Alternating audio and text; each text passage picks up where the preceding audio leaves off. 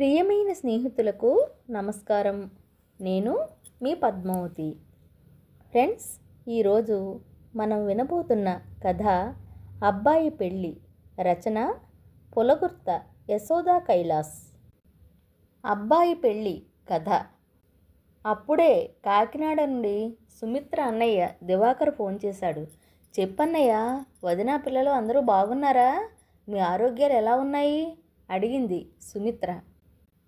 అంతా బాగానే ఉన్నాం సుమిత్ర. బావగారు ఎలా ఉన్నారు? ఇంక 2 ఏళ్లలోనా బావగారు రిటైర్మెంటు అనగానే అవునన్నయ్య అంటూ జవాబిచ్చింది. మీ వికాస్ పెళ్లి సంబంధాల వేట ఎంతవరకు వచ్చింది సుమిత్ర? ఏమిటో అన్నయ్య, విక్కీకి ఏ అమ్మాయి నచ్చడం లేదు. 2 ఏళ్లుగా చూస్తున్నాం. ఒక్కోసారి అనుకుంటాను, ఏ ప్రేమ వివాహం అయినా చేసుకున్నాడు కాదు, మాకు ఈ బాధలు ఉండేవి కాదు అని సరదాగా చెప్పింది అన్నగారితో. మా మీద బాధ్యత పెట్టినప్పుడు మాకు నచ్చిన అమ్మాయిని చూపిస్తే వాడికి నచ్చలేదంటాడు. పెద్దాడు వినోద్ అలా కాదు, అమెరికాలో ఉన్నా మేము చూసి చెప్పిన మొదటి సంబంధానికే నచ్చిందని చెప్పాడు. కానీ వీడు అలా కాదు అంటూ సుమిత్ర తన గోడును వెళ్ళబోసుకుంది అన్నగారి దగ్గర. అలా అనకే సుమిత్ర, ఇప్పుడు అబ్బాయిలకు సరైన అమ్మాయిలు దొరకడం గగనమైపోతుంది. అమ్మాయిలు కూడా చాలా తెలివిగా షరతులు పెడుతున్నారు. ఇంతకీ నీకో విషయం చెప్పాలని ఫోన్ చేశాను. నువ్వు ఇక్కడ డిగ్రీ చదువుతున్నప్పుడు నీ క్లాస్మేట్ సుధారాణి గుర్తుందా? సుధా వాళ్ళ అన్నయ్య నేను అప్పట్లో ఫ్రెండ్స్ కదా. ఈ మధ్య అనుకోకుండా ఇద్దరం కలుసుకుని పాత సంగతులన్నీ మాట్లాడుకున్నాం. అయ్యో అన్నయ్య, సుధ గుర్తు లేకపోవడం ఏమిటి? నేను చిన్నవాడి డెలివరీకి కాకినాడ వచ్చినప్పుడు తను కూడా కాకినాడలో పుట్టింట్లో ఉందని తెలిసి తనను కలిశాను కూడా. తను వైజాగ్ నుండి వచ్చింది అప్పుడు. అఫ్కోర్స్ 27 సంవత్సరాలు అయిపోయిందనుకో. దాని భర్త స్టేట్ బ్యాంక్లో పనిచేస్తున్నాడని చెప్పింది. ఆ తర్వాత మళ్ళీ కలవలేదు. తనతో ఏ కాంటాక్టు లేదు కూడా. వాళ్ళు ఇప్పుడు హైదరాబాద్లో హబ్సిగూడలో ఉంటున్నారట. సుధా కూతురికి కూడా సంబంధాలు చూస్తున్నారట. అమ్మాయి చాలా బాగుంటుందని, మంచి ఉద్యోగం కూడా చేస్తోందని సుధా అన్నయ్య శేఖర్ చెప్పాడు. శేఖర్కి నీ ఫోన్ నెంబర్ ఇచ్చి వాళ్ళ సుధకి ఇమ్మన్నాను. బహుశా తను నిన్ను కాంటాక్ట్ చేయొచ్చు. నేను కూడా సుధా నెంబర్ నీకు పంపుతాను. పిల్లలిద్దరికీ నచ్చితే మంచిదే కదా సుమిత్ర. పైగా మనకు బాగా తెలుసున్న కుటుంబం కూడాను. నిజమేననుకో, కానీ అప్పట్లో సుధ చాలా పొగరుగా గర్వంగా ఉండేదన్నయ్య. అది అప్పట్లో కదా. పెళ్ళి అయ్యి ఇన్ని సంవత్సరాలు అయ్యాక కూడా మారకుండా ఉంటుందా? సుధ వాళ్ళ అమ్మ నాన్నగారు, అక్క అన్నయ్య అందరితో మనకు అప్పట్లో మంచి కాంటాక్ట్ ఉండేది. జస్ట్ గుర్తొచ్చి చెప్పానంతే. మాట్లాడతానులే అన్నయ్య. సుధా కూతురు విక్కీకి నచ్చితే అంతకంటే ఏం కావాలి అంటూ ఫోన్ పెట్టేసింది. 2 రోజులు ఎదురు చూసింది. ఏ ఫోను రాలేదు. ప్రస్తుత రోజుల్లో అబ్బాయి వైపు వాళ్లే ప్రతిదానికి ఆతృత పడవలసి వస్తోంది. సంబంధం ముందు, సంబంధం చూసుకున్నాక కూడా అమ్మాయి తరపు వాళ్ళు ఏమీ స్పందించరు. ఏ విషయమో చెప్పరు. అబ్బాయి వైపు వాళ్లే ఫోన్ చేసి ఏమైందండి అని అడిగితే అప్పుడు కూల్గా ఇప్పుడే మీకు చెబుదామనుకుంటున్నాం అంటూ ఏదో సాకు చెప్పి నాంచేస్తారు. అబ్బాయి నచ్చాడో లేదో కూడా సరిగ్గా చెప్పరు. ఈ లోపల టెన్షన్ అంతా అబ్బాయి వైపు వాళ్లే పడాలి. వాళ్ళు మటుకు నిమ్మకు నీరెత్తినట్లుగా ఉంటారు. ఏం చేస్తాం అనుకుంటూ సుధకి తనే ఫోన్ చేసింది. చాలా బిజీగా ఉన్న మూలాన తరువాత మెల్లిగా చేద్దాంలే అనుకుందట సుధ. తను వికాస్ వివరాలు చెబుతూ వాళ్ళ అమ్మాయి గురించి అడిగింది. కూతురు ధృతి వివరాలు ఇచ్చింది సుధ. ఒకిరాల్ కార్పొరేషన్లో 4 సంవత్సరాల నుండి పనిచేస్తోందని చెప్పింది. వికాసు అమెజాన్లో పనిచేస్తున్నాడని సుమిత్ర చెప్పింది. ముందస్తు షరతుగా ధృతికి అమెరికా వెళ్ళడం ఇష్టం లేదని, కాబోయే అల్లుడు కూడా ఇండియాలోనే ఉంటానంటేనే సంబంధాన్ని ఒప్పుకుంటామన్నట్లు చెప్పింది. అలాగే తన కూతురు జాబ్ విషయం ఆమె ఇష్టమని, పెళ్ళైనాక ఉద్యోగం మానేయమంటూ ఆంక్షలు విధించకూడదన్నట్లు చెప్పింది. వికాస్కు అమెరికా వెళ్ళడం ఇష్టం లేదని, జాబు విషయంలో తమకు పట్టింపులు ఏమీ లేవని, తను కూడా 30 సంవత్సరాలు ఉద్యోగం చేసి వాలంటరీ రిటైర్మెంట్ తీసుకున్నానని చెప్పింది సుమిత్ర. నా కూతురికి నచ్చితే నాదేముంది అంది సుధ. ఇద్దరివి ఫోన్ నెంబర్లు ఇద్దాము, వాళ్ళు మాట్లాడుకుంటారులే అని సుధ అంటే, అలా కాదు, ఒక మంచి రోజు చూసుకుని మేమే వికాస్తో కలిసి మీ ఇంటికి వస్తాం అని చెప్పింది సుమిత్ర. ఇంకా నువ్వు ఏ కాలంలో ఉన్నావు సుమిత్ర? తాత ముత్తాతల కాలంలో లాగా పెళ్లి చూపులు అవి ఎందుకు అంది సుధా. ఆ మాటల్లో కాస్త నిరసన కనిపించినా సుమిత్రే సర్దుకుంటూ, పెళ్లి చూపులుగా కాదు సుధా, జస్ట్ నిన్ను చూసి కూడా చాలా సంవత్సరాలైంది కదా, చూసినట్లుగా కూడా ఉంటుంది అనేసరికి ఇంకేమీ మాట్లాడలేక రమ్మనమని చెప్పింది సుధా. ధృతి వికాస్కి చాలా నచ్చేసింది. తన రిక్వైర్మెంట్కి తగ్గట్టుగా అందం, ఉద్యోగం, బోల్డ్నెస్ అన్నీ ఉన్నాయని సంబరపడ్డాడు. ధృతికి కూడా వికాస్ నచ్చడంతో పెళ్లి ఫిక్స్ చేసేసుకున్నారు. పెళ్లి విషయాలంటూ ప్రత్యేకంగా ఏమీ మాట్లాడలేదు సుధా. కట్న కానుకలు అవి సుమిత్రకు ఇష్టం లేదు కాబట్టి ఆ ప్రసక్తి రాలేదు. కానీ పెళ్లిలో జరిగే కొన్ని సాంప్రదాయాలు, పద్ధతులు, ముద్దు ముచ్చట్ల గురించైనా సుధ మాట్లాడుతుందేమోనని సుమిత్ర ఎదురుచూసింది. అయినా తను గమనిస్తూనే ఉంది సుధను. ఏ తల్లికైనా కూతురికి మంచి సంబంధం కుదిరిందంటే ఆ ఆనందం ముఖంలో ప్రస్ఫుటం అవుతూ ఉంటుంది. కానీ సుధ ముఖం ఎప్పుడు ఎందుకో గంటు పెట్టుకున్నట్లుగా కనిపిస్తోంది. ఎప్పుడు మాట్లాడినా తన కూతుర్ని అల్లారు ముద్దుగా స్వేచ్ఛగా పెంచుకున్నామని, తన కూతుర్ని విడిచిపెట్టి ఉండలేనట్లు మాట్లాడుతుందే తప్ప పెళ్ళి, ఆ తర్వాత జరగబోయే కార్యక్రమాల ప్రసక్తి ఉండదు. లోకంలో తన కూతురిలా ఎవ్వరూ ఉండరన్న భావాన్ని సుధ తన మాటల్లో అడుగడుగునా వ్యక్తపరుస్తూనే ఉంటుంది. తనకి విక్కీ అంటే పంచప్రాణాలే. తన గారాల కొడుకు 6 వారాల ముందే పుట్టేసిన విక్కీ పుట్టినప్పుడు చాలా అర్భకంగా ఉండేవాడు. అసలు వాడు తనకు దక్కుతాడా అని ఆవేదన చెందేది. తను వాడిని కళ్ళల్లో ఒత్తులు వేసుకుని జీతం నష్టం మీద 1 సంవత్సరం సెలవు పెట్టుకుని మరీ పెంచుకుంది. కూతురు అత్తవారింటికి వెళ్ళిపోతుందన్న బెంగేమోలే పాపం సుధకు అనుకుంటూ సుమిత్ర చాలాసార్లు సుధతో ఒకే ఊళ్ళో ఉంటున్నాం, నీ కూతుర్ని ఎప్పుడు కావాలంటే అప్పుడు వచ్చి చూసుకోవచ్చు కదా, ఎందుకంత బాధపడతావు అని ధైర్యం చెప్పినా ఆమె ముఖంలో అసలు ఆనందమే లేదు. కాబోయే కోడలతో కాసేపు సరదాగా మాట్లాడాలనిపించేది సుమిత్రకు. ధృతి అలవాట్లు, ఇష్టాయిష్టాలు తెలుసుకోవాలని ఆరాటపడేది. కానీ తాము ఎన్నిసార్లు కలుసుకున్నా సుధ తనకు ఆ అవకాశాన్ని ఇచ్చేదే కాదు. ఏమిటో తన సొత్తుని ఎవరు ఎత్తుకుపోతారో అన్నట్లుగా ఎప్పుడూ కూతుర్ని అంటుకుని పోతూ ఒక్క క్షణం కూడా కూతురికి దూరంగా ఉండలేనట్లుగా ప్రవర్తించేది. ఒకరోజు సుమిత్రే చొరవ చూపి వెళ్ళి షాపింగ్ చేద్దాం సుధా అంటే, షాపింగ్దేముంది సుమిత్ర, ధృతికి అన్నీ కొనిపెట్టేశాను, ఒక్క పెళ్లి చీర కొనాలి, ఇంకా టైం ఉందిగా అంటూ దాటేసింది. కానీ సుమిత్రే చొరవ చూపి బలవంతంగా షాపింగ్ చేద్దామని చెప్పి కాబోయే కోడలికి పెళ్లి చీరలు, జ్యువెలరీ కొంది. ఇక బాగుండదని వికాస్కి పెళ్లి బట్టలు తీసుకున్నారు వాళ్ళు. పెళ్లి జరిగిపోయింది. ఏ ఆర్భాటాలు లేకుండా. ఇక తప్పదు కాబట్టి అన్నట్లుగా పెళ్లి జరిపించినట్లు అనిపించింది సుమిత్రకు.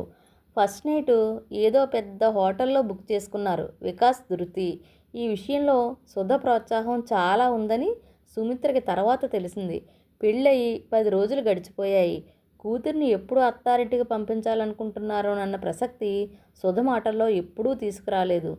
ఎన్ని ఆధునిక భావాలున్నా కనీస సాంప్రదాయాలంటూ ఉంటాయన్న ఇంగితం కూడా ఉండదా అనుకుంటూ బాధపడింది సుమిత్ర. వికాస్ మాత్రం వాళ్ళ ఇంటికి తరచుగా వెళ్తూ ఒక్కో రోజున అక్కడే ఉండిపోతున్నాడు. ఒకరోజు వికాస్తో సుమిత్ర, ఏరా విక్కీ, ధృతిని మన ఇంటికి ఎప్పుడు పంపిస్తారుట అని అడిగింది. నాకు అవన్నీ తెలియవు మమ్మీ, అయినా తను అక్కడ ఉంటే ఇప్పుడు సమస్య ఏంటి అని తిరిగి ప్రశ్నించాడు. మనసును సరిపెట్టుకోలేక ఒక రోజున తనే సుధకి ఫోన్ చేసి, సుధా, మంచి రోజు చూసుకుని ధృతిని అత్తారింటికి పంపించు అంది సుమిత్ర. అదేమిటి సుమిత్ర, అత్తారిల్లు పుట్టిల్లంటూ నీకు పట్టింపు ఉందా? ఇప్పటి పిల్లలకి అవి ఏమీ లేవు. వాళ్ళు ఎక్కడ హ్యాపీగా స్వేచ్ఛగా ఉంటే అక్కడే ఉంటారు. నేను మా ధృతిని అలాగే పెంచాను. ఎప్పుడో దానికి మూడు ఉన్నప్పుడు వచ్చి వెళుతుందిలే అంటూ తేలికగా తీసి పారేసింది. అలాగే ఒక సాయంత్రం ధృతి జస్ట్ చుట్టపు చూపుగా వచ్చింది. దానికే సుమిత్ర పొంగిపోతూ ధృతిని ఆప్యాయంగా దగ్గరికి తీసుకుని ముద్దు పెట్టుకుంది. చాలా హడావుడి పడిపోతూ ఏవేవో స్పెషల్ డిషెస్ చేసింది. కూతురు వచ్చిన మరుక్షణం నుండి ధృతికి ఒకటే ఫోన్లు.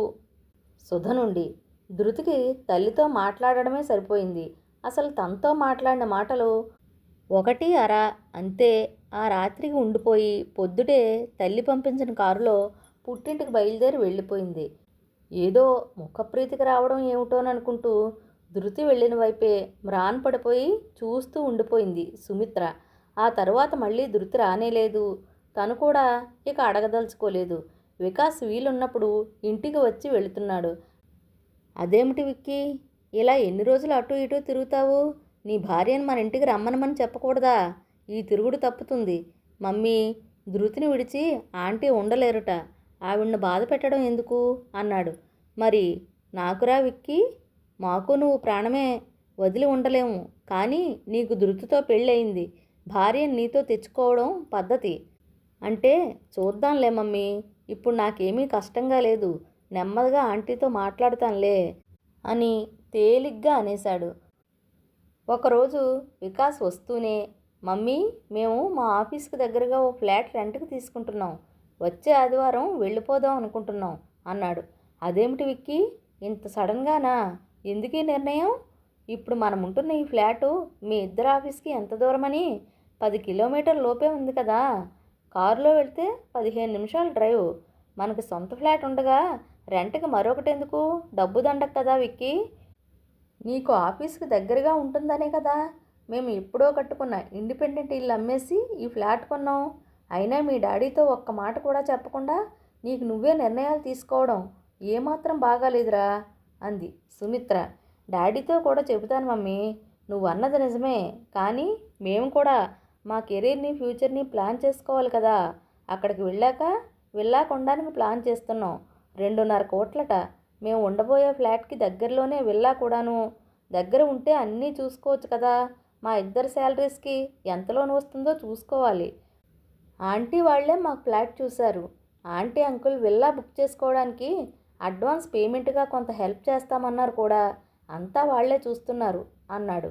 సుమిత్రకి చాలా కోపం వచ్చేసింది. తెలుసున్న సంబంధం అని చేసుకుంటే చివరికి ఇలా జరుగుతోందన్నమాట. అత్తమామల నిర్ణయాలకు లొంగిపోతూ డూడు బసవంలా తల ఊపుతున్నాడు వీడు. తమను పరాయి వాళ్ళని చేసి ప్రతిదీ వాళ్లే నిర్ణయించడం పట్ల మనసు చాలా బాధపడుతోంది. విక్కీ భవిష్యత్తు బాగుండాలని వాడిని కన్న తల్లిదండ్రులుగా తమకు మాత్రం ఉండదా? జరుగుతున్న సంఘటనలను ప్రత్యక్షంగా గమనిస్తూ కూడా ఏమీ మాట్లాడలేని అసహాయత. ఇదేమిటి అని వాళ్ళని నిలదీసి అడిగితే చాలు పెద్ద రాద్ధాంతం చేసి సంసారాలు విడిపోయే పరిస్థితిని కలిగిస్తారు. అందుకే మౌనంగా ఉండిపోయింది. వికాస్ వాళ్ళ డాడీతో మాట్లాడుతున్నట్లు ఉన్నాడు. పక్క గదిలో నుండి వాళ్ళ మాటలు వినిపిస్తున్నాయి. ఆయన ఏమీ అనకుండా మంచిది అనేసి ఊరుకున్నారు. విల్లా బుకింగ్కి అడ్వాన్స్ పేమెంట్ కట్టే ముందు చెప్పు, మా తరపు నుండి ఒక 10 లక్షలు ఇస్తాం అని చెప్పారు. వాడు వెళ్ళిపోగానే, అదేమిటి విక్కీ ముందుగా మనతో ఒక్క మాట కూడా చెప్పకుండా ఇలా చేస్తుంటే మంచిదంటారేమిటండి అంటూ భర్తను నిలదీసింది కోపంగా. చూడు సుమిత్ర, నీ మానసిక సంఘర్షణని అర్థం చేసుకోలేని మూర్ఖుడిని కాదు. నేను అన్నీ గమనిస్తూనే ఉన్నాను. వాడితో పోట్లాడమంటావా లేక వాడి అత్తమామలతో పోట్లాడమంటావా? అది కాదండి, అసలు పెళ్ళయ్యాక ధృతి మన దగ్గర పట్టుమని 2 రోజులైనా ఉందా? పెళ్ళై 6 నెలలైనా కూతుర్ని అత్తారింటికి పంపమంటే ఇంకా అత్తిల్లు పుట్టిల్లు అంటూ ఏమిటని అంటుందా సుధా? అలా అని ఇన్ని రోజులు పెళ్ళైనా కూడా కూతుర్ని తన దగ్గరే పెట్టుకోలేదా? కూతురుతో పాటు తెలివిగా మన విక్కీని కూడా మన నుండి దూరం చేసింది. కూతుర్ని అత్తారింటికి పంపకుండానే ఏకంగా విడికాపురమే పెట్టిస్తోంది వాళ్ళ చేత. తెలుసున్న సంబంధం అని ఎగురు పడుతూ మరీ వాళ్ళ వెనకపడినందుకు భలే శాస్తి అయింది నాకు. విక్కీ తల్లిదండ్రులు ఇంకా బ్రతికే ఉన్నామన్న విచక్షణ కూడా లేని మనుషులు అంటూ కన్నీళ్లు పెట్టుకుంటున్న భార్య వైపు జాలిగా చూస్తూ, నువ్వు వాళ్ళ వెనక పడకపోయినా ఈ పెళ్లి జరిగేది. ఎందుకంటే రాసిపెట్టిన దాన్ని ఎవ్వరూ తప్పించలేరు కనుక. పోట్లాడి మనం సాధించగలిగేది ఏముంది చెప్పు సుమిత్ర? ఇప్పుడున్న కాస్త బాంధవ్యం పూర్తిగా తెగిపోవడం తప్ప. వాళ్ళంతా ఎప్పటికీ ఒకటే. మనల్నే దుర్మార్గులుగా చూస్తారు జీవితం అంతా. ప్రస్తుతం ఆడపిల్లల తల్లిదండ్రులవే రోజులన్నీ. పెళ్ళైన కూతురు సంసార విషయాల్లో జోక్యం చేసుకుంటూ డామినేట్ చేస్తున్నారు. ఏమిటని అడిగితే పెద్ద నేరం చేసినట్లుగా సంబంధాన్ని తెంచుకోవడానికి కూడా వెనుకాడట్లేదు. అప్పట్లో కూతుర్ని అత్తారింటికి పంపిస్తూ బోల్డన్ని జాగ్రత్తలు చెబుతూ సంసారం చక్కగా చేసుకో తల్లి, అత్తవారింట మెప్పు పొందమని దీవించేవారు. కానీ ఇప్పుడు మగపిల్లలే అణిగి మణిగి ఉండే రోజులు వచ్చాయి. పెళ్ళయ్యేదాకానే ఆడపిల్లలు మన పిల్లలు అనేవారు వెనక, పెళ్ళయ్యేదాకానే మగపిల్లలు మన పిల్లలు అనుకోవాలి ఇప్పుడు. నేను నీకు ఎప్పుడూ చెప్పేది ఒకటే సుమిత్ర, వాడిని కని పెంచి ప్రయోజకుడిని చేసి పెళ్లి చేశాం. వాడు ఎక్కడున్నా హాయిగా సంతోషంగా ఉండాలని కోరుకో. అంతేకాని వాడి మీద ఎక్స్పెక్టేషన్స్ పెట్టుకోకు. కోరికల్ని ఆశల్ని తగ్గించుకుని సర్దుకుపోతేనే కాస్త ప్రశాంతంగా బ్రతకగలుగుతాం. లేకపోతే అనుక్షణం దిగులు విచారమే అని చెప్పి గంభీరంగా అక్కడి నుండి వెళ్ళిపోతున్న భర్త వైపు అలా చూస్తూ ఉండిపోయింది సుమిత్ర. ఫ్రెండ్స్, కథ ఈ జనరేషన్ పెళ్ళిళ్ళకు నిలువెత్తు అద్దంలా కనిపిస్తోంది కదూ. ఈ రోజుల్లో కని కష్టపడి పెంచి ప్రయోజకుల్ని చేసి వారి జీవితం కోసం జీవితాల్ని ధారపోసిన ఎంతోమంది మగపిల్లల తల్లిదండ్రుల యథార్థగాథ ఈ కథ. కథ నచ్చితే లైక్ చేయండి, షేర్ చేయండి, సబ్స్క్రైబ్ చేసుకుని నన్ను ఎంకరేజ్ చేస్తారుగా. మరొక మంచి కథతో మళ్ళీ కలుద్దామా? ఇక ఉంటానండి.